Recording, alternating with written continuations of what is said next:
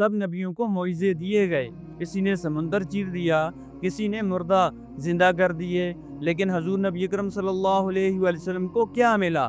قرآن۔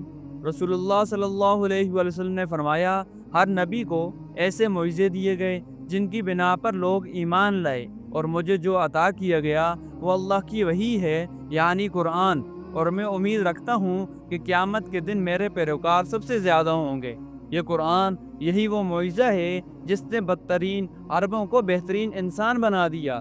یہی وہ وحی ہے جو اندھیروں کو روشنی میں بدل دیتی ہے، اور یہی وہ کتاب ہے جسے تھام کر ہم حضور نبی اکرم صلی اللہ علیہ وآلہ وسلم کے سچے پیروکار بن سکتے ہیں۔ حضور نبی اکرم صلی اللہ علیہ وآلہ وسلم کو اپنی امتیوں سے امید ہے، لیکن کیا ہم قرآن سے جڑے ہوئے ہیں یا صرف طاقوں میں سجا رکھا ہے؟ کیا یہ معجزہ ہمارے دلوں میں زندہ ہے یا صرف رمضان کی رسم بن چکا ہے؟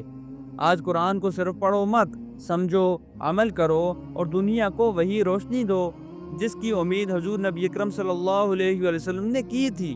قرآن نبی کا معجزہ ہے اور تم اس معجزے کا امتی، کیا تم اس کی امید بنو گے؟